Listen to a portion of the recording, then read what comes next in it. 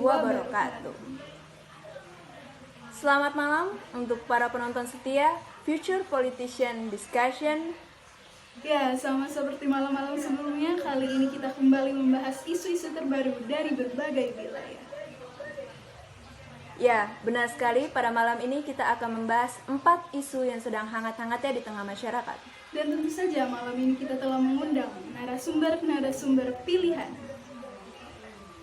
Oke, mari kita mulai sesi pertamanya. Hampir 5 bulan ini tatanan kehidupan masyarakat di berbagai dunia berubah. Hal ini disebabkan oleh wabah virus corona yang telah menyerang hampir seluruh negara di dunia. Wabah ini memberikan dampak yang signifikan terhadap kehidupan masyarakat sehari-hari. Tak hanya faktor kesehatan, faktor ekonomi pun ikut menjadi imbasnya. Berbagai kebijakan telah dibuat pemerintah untuk memutus rantai penyebaran virus ini. Tentu saja masyarakat mengharapkan agar virus ini bisa segera berakhir. Namun, di tengah gencar-gencarnya para ilmuwan di berbagai negara membuat vaksin virus ini, Direktur Kedaruratan WHO mengatakan bahwa mungkin saja virus ini tidak akan berakhir. Jika hal ini benar terjadi, maka dunia akan berubah. Masyarakat harus bisa menyesuaikan dengan kehidupan yang baru atau new normal. Lalu, bagaimana tanggapan narasumber mengenai hal ini? Apa langkah yang harus dilakukan pemerintah jika hal ini benar terjadi? Baiklah, untuk narasumber pertama, kita persilahkan kepada Robert Catherine. Assalamualaikum warahmatullahi wabarakatuh. Baiklah, menanggapi hal tersebut, saya pikir isu tentang virus corona tidak akan pernah hilang, itu mungkin bisa saja terjadi. Melihat dari kebijakan pemerintah yang sanksinya kurang tegas dan kesadaran masyarakat Indonesia yang masih kurang, bukan tidak mungkin bahwa virus tersebut tidak akan hilang benar adanya.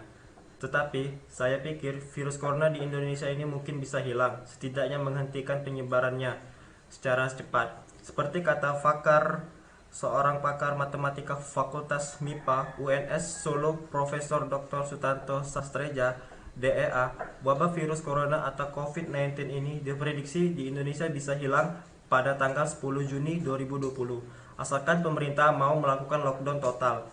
Namun jika tidak, Indonesia bisa saja jatuh ke dalam fase di mana virus COVID-19 ini susah dikendalikan pada tanggal 10 Juni.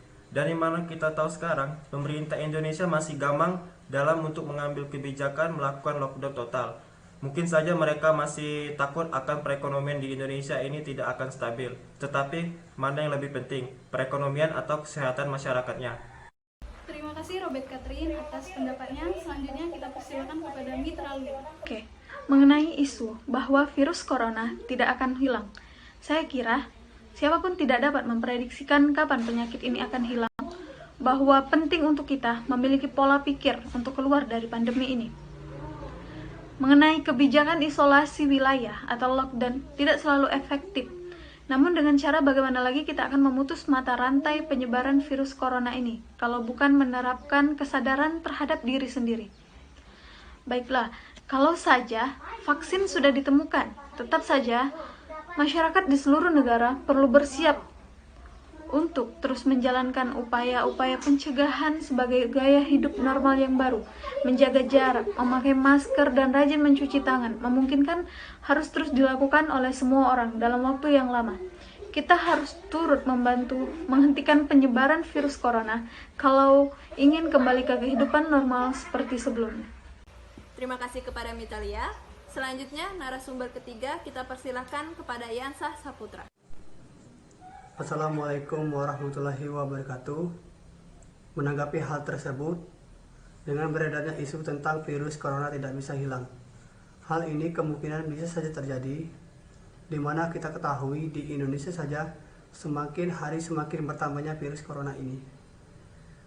Dan juga vaksin dari virus ini belum bisa ditemukan. Para ilmuwan di dunia pun bahkan berlomba-lomba untuk menemukan vaksin tersebut. Jika hal tersebut memang terjadi, pemerintah seharusnya melakukan langkah yang tegas dan serius dalam penanganan. Karena masalah virus ini sangatlah serius, seperti dengan menerapkan lockdown total di Indonesia. Memang benar, keputusan hal ini tidaklah begitu mudah, karena dapat menimbulkan berbagai dampak ekonomi Indonesia dan ekonomi masyarakat jadi tidak stabil.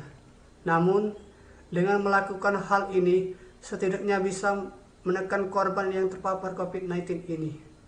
Dan pemerintah juga harus memberikan kebijakan dengan sanksi yang tegas kepada masyarakat.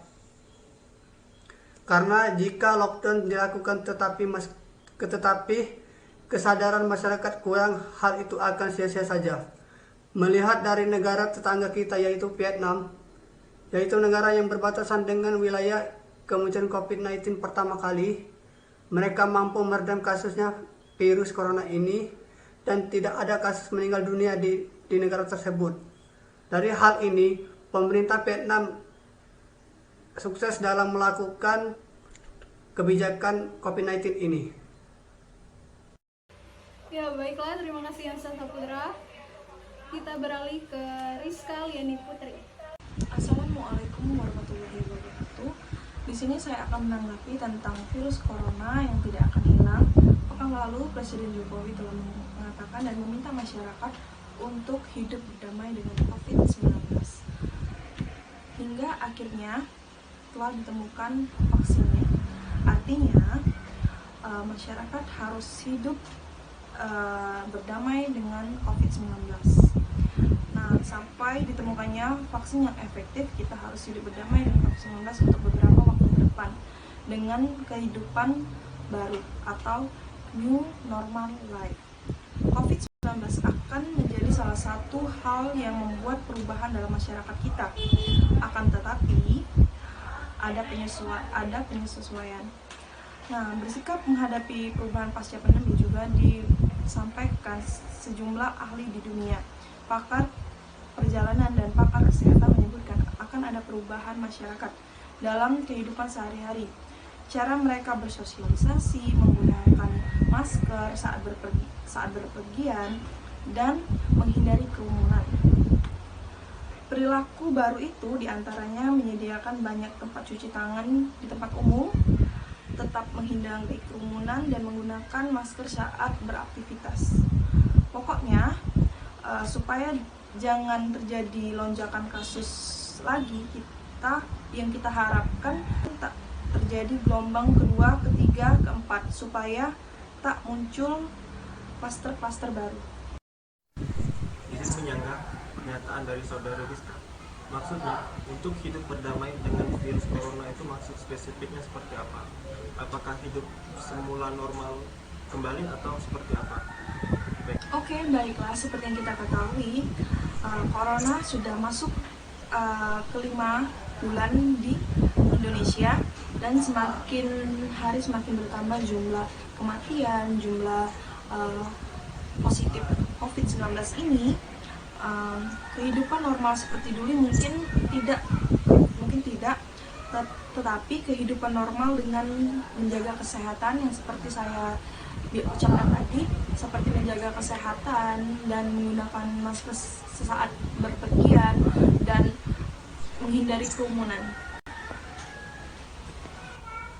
Ya, hidup normal dengan menjaga kesehatan, maksudnya hidup normal dengan menerapkan social distancing.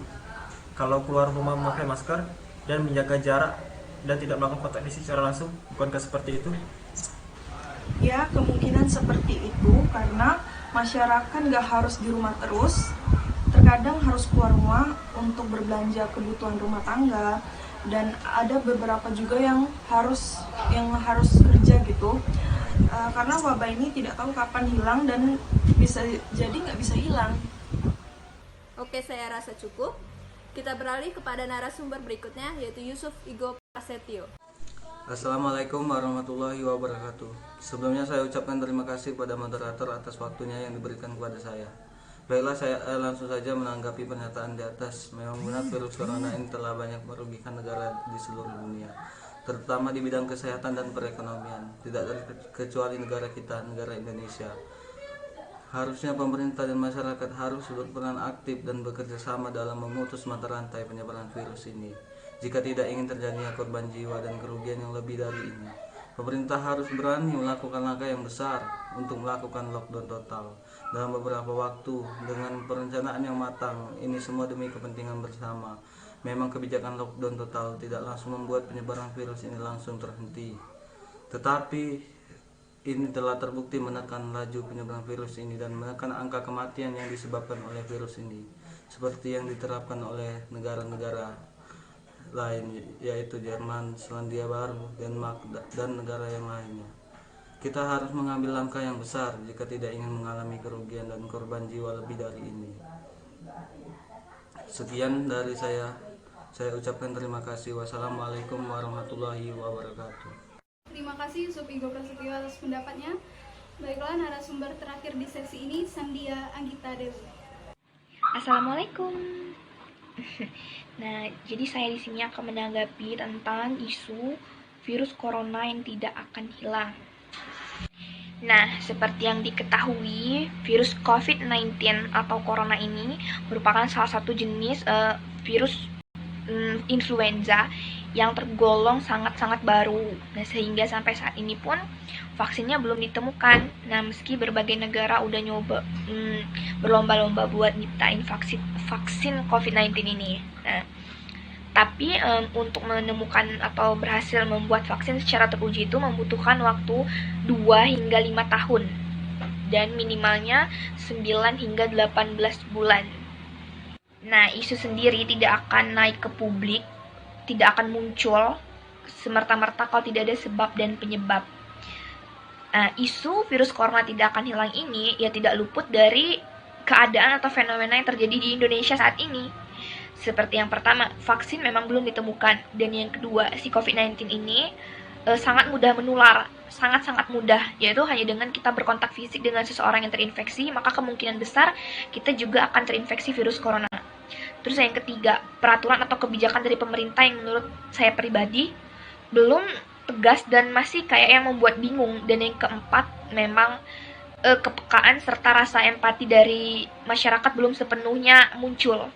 Dan untuk kita sendiri, masyarakat, kita seharusnya tidak hanya pandai mengkritik, tapi juga harus pandai menempatkan diri kita saat ini. Menempatkan diri kita di tengah-tengah pandemi, menempatkan diri kita di tengah-tengah peraturan dan kebijakan yang telah dikeluarkan pemerintah saat ini. Barulah nanti kita bisa menjalin suatu kerjasama yang baik antar semua lapisan masyarakat di Indonesia dalam menangani virus COVID-19 ini. Terima kasih kepada Sandia Anggita Dewi.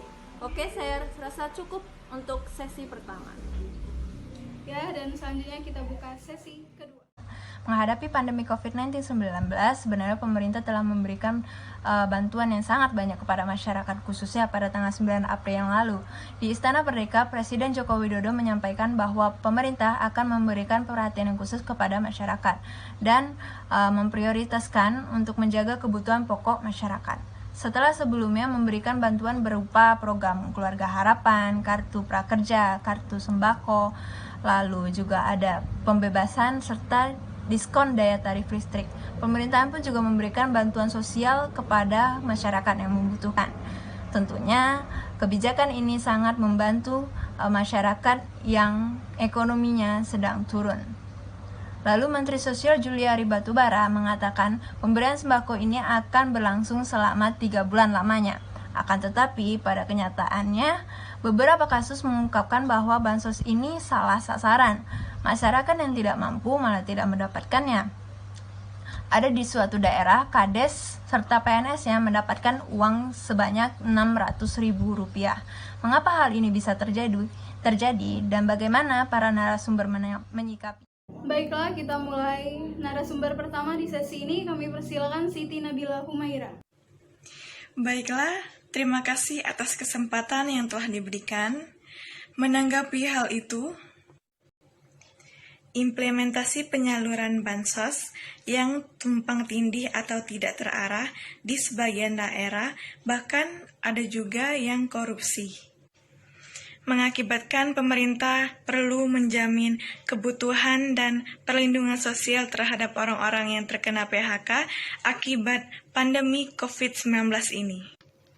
Pokok utama yang diperbincangkan di media sosial adalah BLT yang tidak tepat sasaran. Oleh karena itu, pemerintah perlu memperbaiki implementasi penyaluran dana, tidak hanya bansos saja, tetapi sembako yang lain.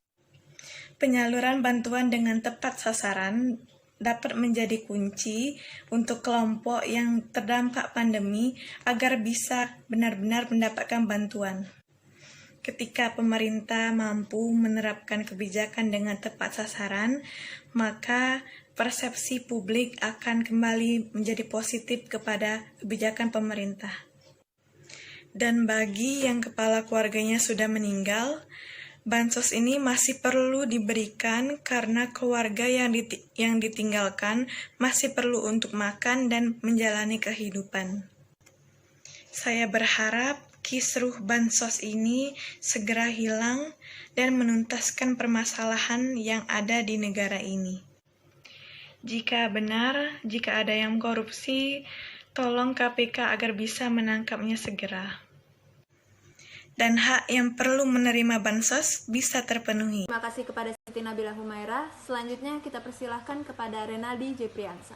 Assalamualaikum warahmatullahi wabarakatuh. Terima kasih atas kesempatan yang diberikan. Menanggapi hal tersebut, memang banyak sekali kejadian di lapangan bahwa bansos salah sasaran. Dikarenakan data yang dipakai adalah data pada tahun sebelumnya. Seperti ada yang sudah meninggal dan juga ada yang pindah domisili. Kami meminta untuk pemerintah daerah memperbarui dan memperbaiki data penerimaan bansos tersebut, sehingga penyaluran bansos atau bantuan sosial dapat tepat sasaran dan kita harus berikan kepada yang berhak menerima bantuan tersebut seperti BLT dan sembako. Untuk memperbarui dan memperbaiki data warga yang menerima bansos, saya meminta kepada pemerintah daerah dan dinas sosial agar melibatkan kepala desa, RT, RW, serta bekerjasama dengan camat dalam melakukan pendataan ulang, supaya bantuan sosial tersebut tepat sasaran dan tidak terjadinya kerisauan atau keributan antara warga dan pemerintah. Ketika pemerintah itu mampu memberi dan menerapkan kebijakan tepat sasaran, maka persepsi warga terhadap kebijakan pemerintah menjadi positif. Tanggapan ini bukan sekedar hiasan saja, melainkan juga sebagai bentuk kepercayaan warga terhadap pemerintahan. Terima kasih kepada Renaldi Jepriansa atas pendapatnya. Selanjutnya kami persilakan narasumber ketiga, Robert Sutira. Assalamualaikum warahmatullahi wabarakatuh. Baiklah, saya akan menanggapi tentang kurang tepatnya sasaran dalam penyaluran bansos ataupun bantuan sosial. Sini saya akan menjelaskan apa itu bansos. Bansos itu adalah bantuan sosial yang diberikan pemerintah pusat melalui pemerintahan desa untuk disalurkan kepada masyarakat. Di sini saya akan memberitahukan orang-orang yang tidak berhak mendapatkan bantuan sosial, yaitu mereka yang mendapatkan insentif dari negara seperti PNS, terus aparat desa ataupun pegawai BUMN. Mereka tidak berhak mendapatkan bantuan sosial seperti BLT, BNT ataupun BST dan bantuan sosial seperti sembako dan lain sebagainya. Jadi alasan kenapa kurang tepatnya sasaran dari penyaluran bantuan sosial tadi, mungkin banyaknya oknum yang tidak bertanggung jawab yang menyalahgunakan kekuasaan dan menyalurkan bantuan sosial dengan kurang tepat sasaran, ataupun kurang telitinya pemerintahan dalam mendata untuk penyaluran bansos. Kemudian saya menghimbau kepada seluruh pemerintahan, baik pemerintahan pusat, daerah maupun desa, untuk selalu teliti ataupun lebih teliti dalam penyaluran serta pendataan bantuan sosial tersebut. Terima kasih kepada Robert Sutira. Selanjutnya kita persilahkan kepada Roberto Mas Ocan. Assalamualaikum warahmatullahi wabarakatuh. Dalam tanggapan generasi milenial ialah pemerintahan harus bijak dan akurat sebelum mendata yang terkena dampak COVID-19 terhadap kisru bansos. Berkaitan dengan pembagian itulah menjadi masalah yang terjadi. Jumlah bantuan yang turun dari pemerintahan di RT dan RW yang setempat dan diketuai mereka, wilayah itu tak sesuai dengan warga yang harus menerimanya, terutama rakyat kecil dan ojek online. Kebutuhan mereka dan ekonomi mereka yang tak terjamin oleh pemerintah. Ada juga orang yang masuk daftar penerimaan bantuan sosial ini ternyata status sosial adalah orang kaya. Dari sinilah, supaya tidak menimbulkan kekacauan dari berbagai konflik menyalurkan bantuan sosial, pemerintah harus lebih prioritas untuk masyarakat. Terima kasih atas kesempatan ini saya menanggapi hal itu. Assalamualaikum warahmatullahi wabarakatuh. Terima kasih Roberto Masochan atas pendapatnya. Kita beralih kepada Muhammad Jalaluddin. Terima kasih atas kesempatan ini. Menanggapi bansos salah sasaran ini, mungkin data yang diambil pemerintah kurang diteliti lagi sehingga tidak bisa membandingkan mana yang perlu mendapatkan bansos ini dan mana yang tidak perlu. Ya, bansos tetap berjalan begitu saja, dan juga sebagai daerah yang mendapatkan bansos ada yang tidak dapat dan terjadilah miskomunikasi dengan keributan. Dan mungkin juga ada di suatu daerah terjadi seperti memanipulasi data gitu kan, sehingga terjadi salahnya sasaran bansos ini. Seperti PNS, menurut kita masih bisa mendapatkan uang yang lebih dengan terlupakan atau melupakan orang miskin yang lain di daerah tersebut. Dan satu hal lagi, pemerintah harus lebih sigap dalam pengecekan data dan juga kalau bisa menjadi terpercayanya di daerah tersebut seperti RT, RW dan seperangkat lainnya lebih efektif lagi menjalankan tugas sehingga tidak terjadi salah sasaran dalam bansos ini. Terima kasih untuk Muhammad Jalaluddin. Selanjutnya kita persilahkan kepada Panji Oktariansyah. Assalamualaikum warahmatullahi wabarakatuh. Terima kasih atas kesempatan yang diberikan. Menanggapi tentang bantuan sosial yang tidak tepat sasaran, menurut saya itu dikarenakan data yang dikumpulkan pemerintah desa bersama RT dan RW tidak akurat karena tidak menggunakan data yang terbaru. Jadi baiknya sebelum aparat yang menyalurkan bantuan sosial tersebut secara langsung, sebaiknya dilakukan pengecekan ulang terlebih dahulu. Apakah benar warga tersebut berhak menerima bantuan? Lalu, jika data yang dikumpulkan dengan data si penerima bantuan tersebut sesuai kategori, maka bantuan tersebut sah secara langsung diberikan kepada si penerima. Di sini, pemerintah harus lebih selektif lagi dalam penyaluran bantuan sosial tersebut. Tidak menerima data secara mentah, tapi melakukan pengecekan ulang terlebih dahulu dan penyamaan data supaya bantuan sosial ini bisa tepat sasaran. Terima kasih. Wassalamualaikum warahmatullahi wabarakatuh. Oke, terima kasih Panji Oktariansyah sebagai penutup dari sesi kedua ini. Mari kita buka sesi ketiga. Setelah sebelumnya Mahkamah Agung membatalkan kenaikan iuran BPJS, Presiden Joko Widodo resmi menaikkan kembali iuran BPJS Kesehatan dengan dikeluarkannya Perpres nomor 64 tahun 2000. Kebijakan ini mulai diberlakukan tanggal 1 Juni mendatang. Menko Perekonomian Airlangga Hartarto mengatakan hal ini dilakukan untuk menjaga keberlanjutan dari BPJS Kesehatan tersebut. Kebijakan ini menuai pro dan kontra di kalangan masyarakat. Banyak yang menolak kebijakan ini. Salah satunya adalah Konfederasi Serikat Pekerja Indonesia atau KSPI. Jika kebijakan ini tidak dibatalkan, maka KSPI akan melakukan gugatan kepada MA untuk segera membatalkan kebijakan ini. Bagaimana pendapat narasumber mengenai kebijakan ini? Bagaimana mungkin pemerintah menaikkan iuran BPJS di tengah kondisi ekonomi yang sedang menurun akibat wabah virus corona? Baiklah, untuk narasumber pertama kita mulai dengan Resti Nabila. Assalamualaikum warahmatullahi wabarakatuh. Terima kasih atas kesempatan yang telah diberikan kepada saya. Di sini saya akan sedikit menanggapi tentang kenaikan iuran BPJS.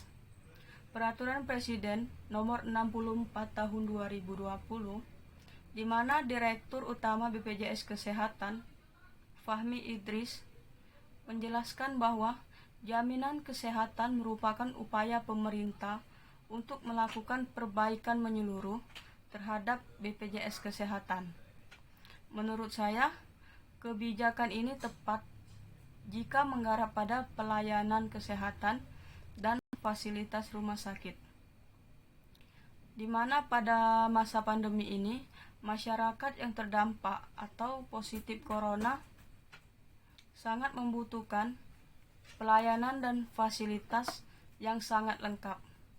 Peraturan Presiden ini pun menurut saya tidak mempersulit perekonomian masyarakat kelas atas,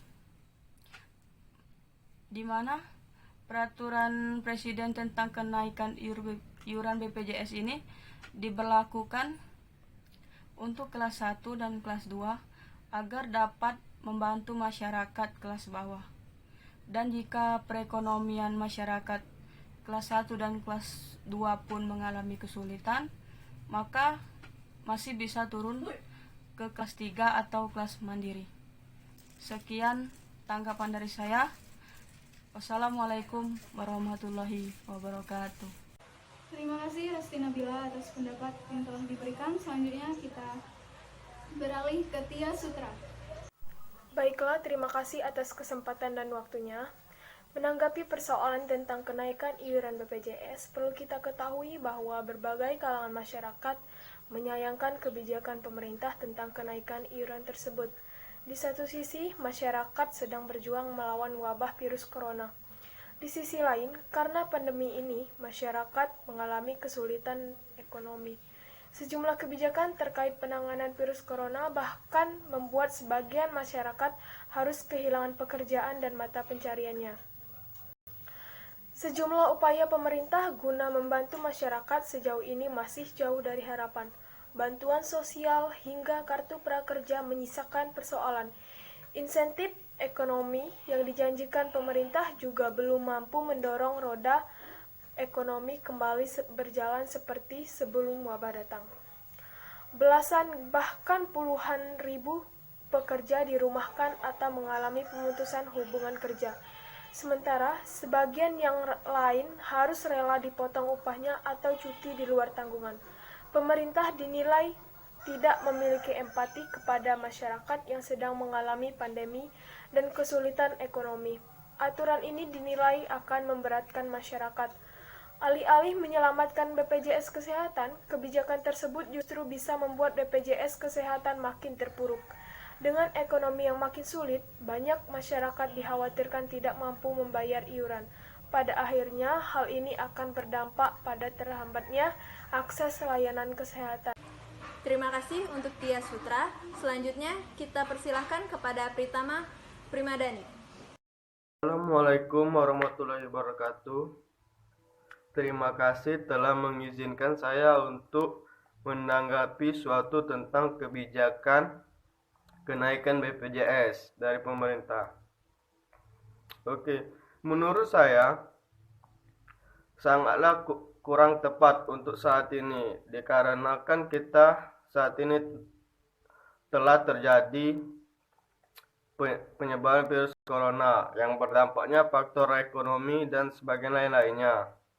Maka saya mengharapkan kenaikan ini tidak terjadi, karena semakin dinaikkan, semakin masyarakat tidak akan membayar BPJS, dikarenakan ya faktor ekonomi dampaknya, ada yang kena PHK.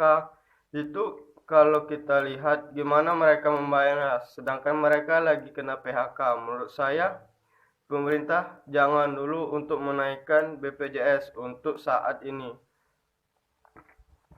Apalagi kelas 3 akan diisukan kenaikan 25%, 20 akan dinaikkan jadi 40.000. gimana mau membayar kalau ini pekerjaan ekonomi mereka sekarang sudah sulit, ada yang kena PHK. Itu akan menimbulkan terjadinya tidak akan membayar BPJS. Maka kalau itu diisukan benar, maka saya takutkan akan terjadi tidak ada yang membayar BPJS. Terima kasih Pratama Primandani Gumai. Narasumber keempat yaitu Visi Nopriani. Baiklah, terima kasih. Di tengah kondisi yang serba sulit saat ini, termasuk keuangan negara, perlu adanya solidaritas dari semua masyarakat. Kenaikan itulah bentuk solidaritas untuk menjaga agar BPJS Kesehatan tetap beroperasi. Memang mereka dari Kementerian Keuangan mengatakan perhitungan itu juga sudah memperhitungkan terkait dengan pembayarannya. Saya setuju dengan kebijakan pemerintahan tersebut, karena bisa meningkatkan pemasukan iuran terhadap BPJS Kesehatan, akan memperlancar pembayaran klaim dan meningkatkan kondisi keuangan rumah sakit. Kondisi keuangan yang baik akan mengurangi beban para pekerja rumah sakit sehingga mereka dapat fokus melayani pasien. Menurut saya, hal tersebut kemudian akan mendorong peningkatan kualitas pelayanan di rumah sakit. Yang penting pelayanannya meningkat, apalagi di rumah sakit rujukan. Mudah-mudahan kenaikan iuran akan membuat pelayanan semakin baik, proses administrasi semakin cepat. Terima kasih kepada Visi Nopriani. Selanjutnya kita persilahkan kepada Supri Yadi. Baiklah, Assalamualaikum warahmatullahi wabarakatuh. Menanggapi pemerintah kita dalam menaikkan iuran BPJS yang terbaru dengan mengeluarkan Perpres ini, saya sedikit kurang setuju karena kenaikan BPJS ini menimbulkan pro dan kontra di tengah-tengah masyarakat. Sebelumnya kan pemerintah kita juga pernah mengajukan untuk menaikkan iuran BPJS itu sendiri, tetapi dibatalkan oleh MA. Tidak lama setelah itu, iuran BPJS kembali dinaikkan dengan mengeluarkan Perpres yang terbaru. Dalam hal ini, masyarakat menilai bahwa pemerintah kita ini sangat labil dalam menangani kasus BPJS ini sendiri. Belum lagi Indonesia sekarang dalam masa pandemi virus corona. Jadi, menaikkan iuran BPJS sangat tidak efektif di tengah-tengah masyarakat. Karena sebelumnya saja, sebelum dinaikkan iuran BPJS ini, masyarakat banyak menunggak, apalagi dengan jumlah yang dinaikkan saat ini. Hal ini menjadi kurang efektif di tengah-tengah masyarakat. Karena banyak yang kena PHK, terus juga ada yang kehilangan pekerjaan, penurunan gaji, segala macam yang kurang mendukung untuk kenaikan iuran BPJS ini sendiri. Saya harapkan pemerintah sangat untuk serius menangani hal ini, karena saat ini kita benar-benar sensitif untuk masalah keuangan. Ya, terima kasih Supriyadi atas pendapatnya, dan narasumber terakhir kami persilakan Ristiawan. Assalamualaikum warahmatullahi wabarakatuh. Menanggapi tentang Perpres nomor 64 tahun 2020, yaitu tentang kenaikan iuran BPJS Kesehatan. Menurut saya, kenaikan iuran BPJS Kesehatan ini sudah cukup tepat untuk diterapkan. Apalagi jika kita melihat dari pernyataan pemerintah, yaitu kenaikan iuran ini diperuntukkan untuk peningkatan pelayanan dan fasilitas rumah sakit. Apalagi di musim pandemi seperti saat ini. Kita tahu bahwa masyarakat sangat membutuhkan fasilitas kesehatan yang lengkap. Perpres ini pun menurut saya tidak mempersulit perekonomian masyarakat kelas bawah, karena Perpres tentang kenaikan iuran BPJS ini diberlakukan untuk kelas 1 dan 2 agar dapat membantu masyarakat kelas bawah.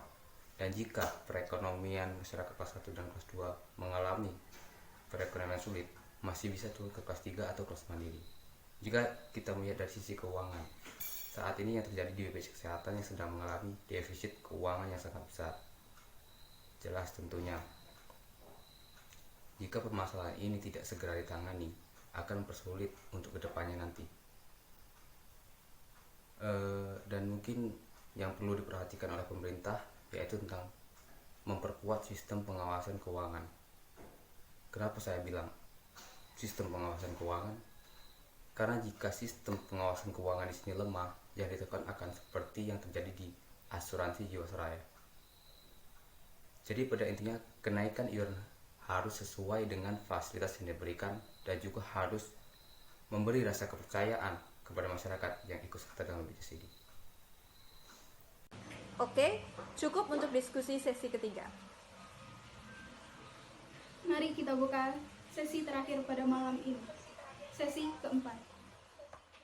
Sebelumnya kita tahu AS dengan Tiongkok sedang diwarnai dengan pertikaian. Maka dari itu AS berkeinginan untuk merelokasikan pabriknya dari Tiongkok ke Indonesia.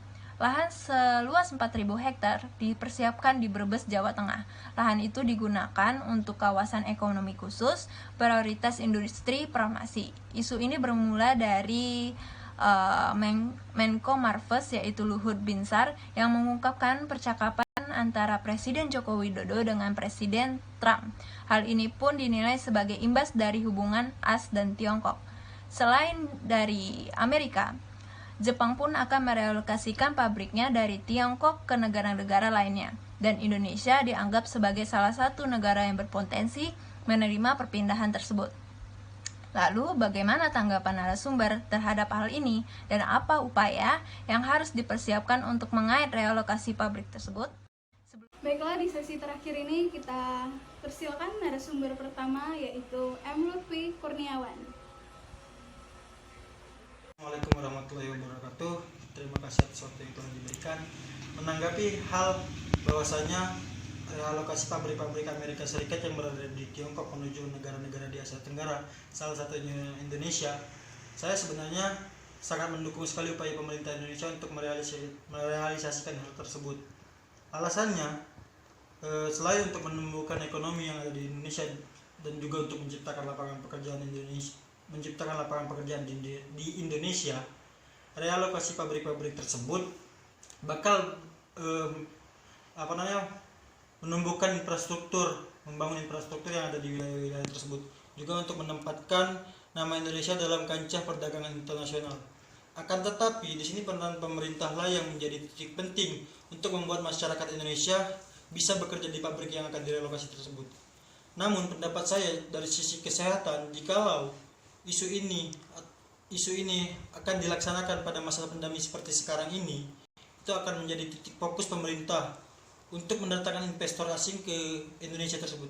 Dikarenakan kita tahu sekarang Indonesia sedang mengalami pandemi virus corona yang membuat pemerintah pusat, khususnya di daerah ibu kota, itu membuat berbagai macam kebijakan seperti salah satunya adalah PSBB atau pembatasan sosial berskala besar, dengan salah satu agendanya menghimbau dan melarang masyarakat untuk berkegiatan di luar rumah.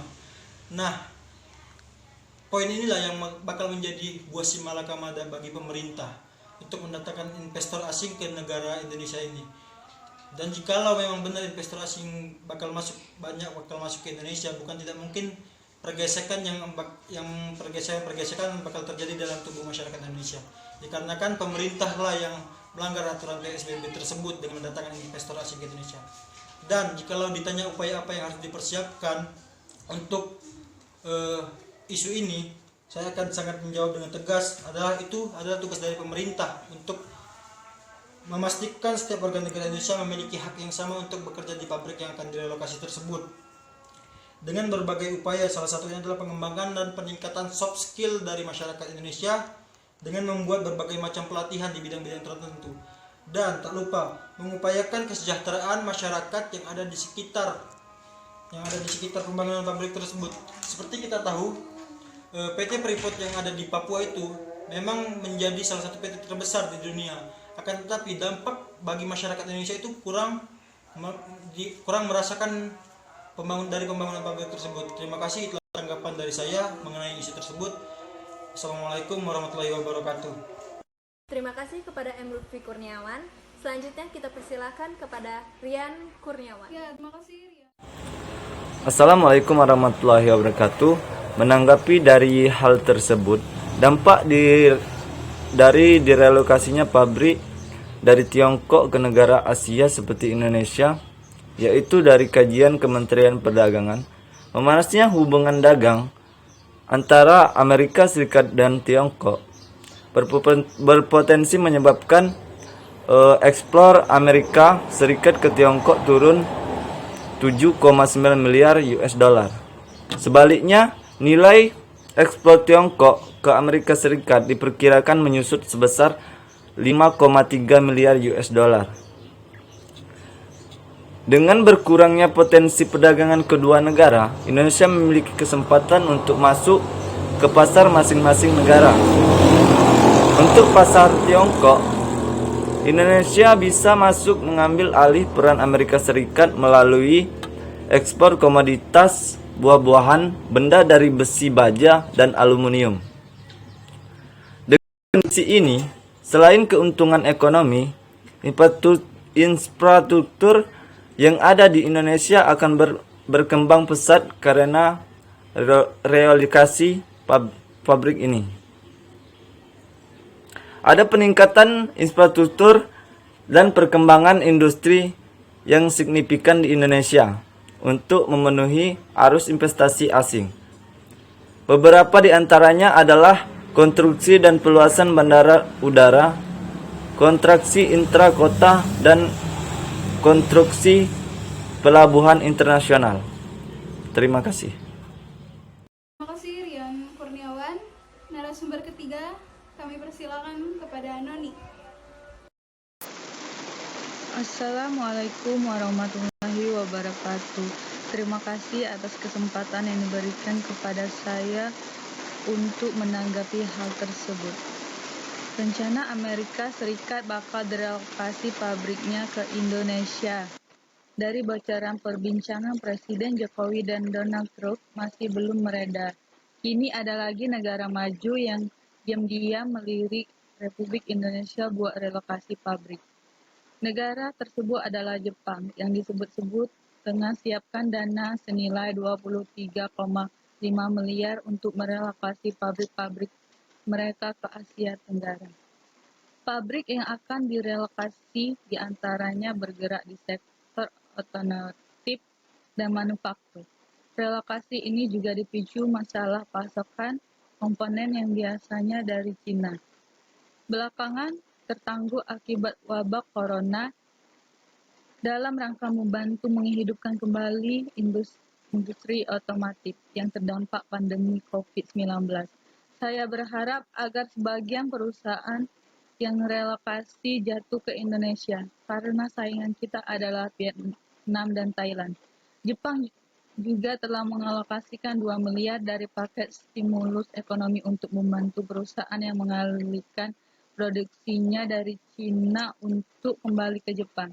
Jika kita bisa mengatasi tantangan pandemi ini dan bisa memenuhi kriteria yang diharapkan Jepang, kita tarik lebih banyak.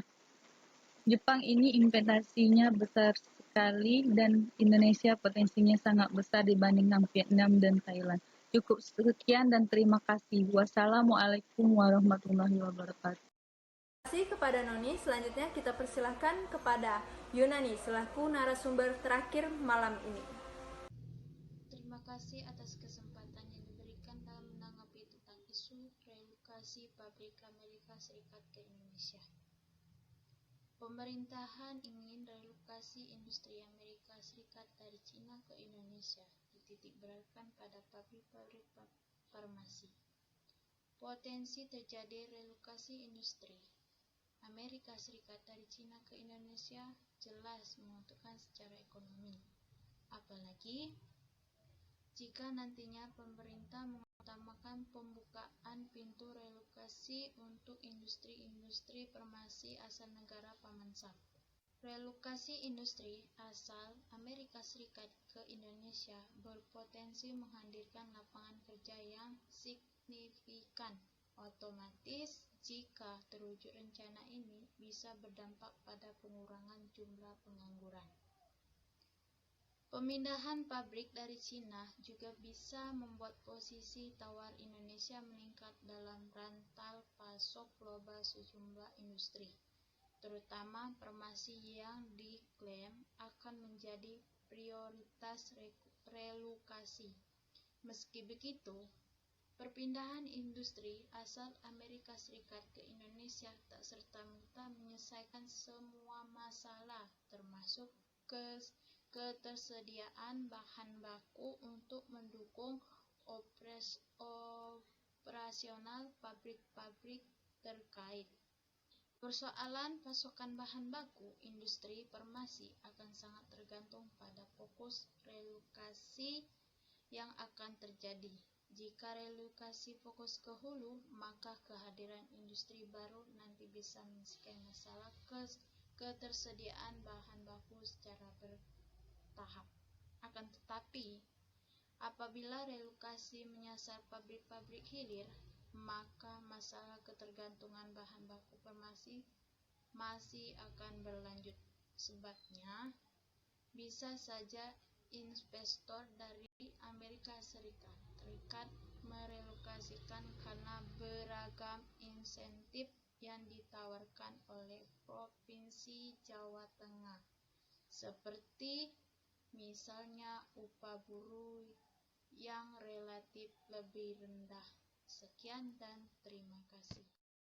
Baiklah para penonton setia Future Politician Discussion, selesai sudah diskusi kita pada malam ini. Kami selaku pembawa acara pamit undur diri. Sampai jumpa minggu depan. Wassalamualaikum warahmatullahi wabarakatuh.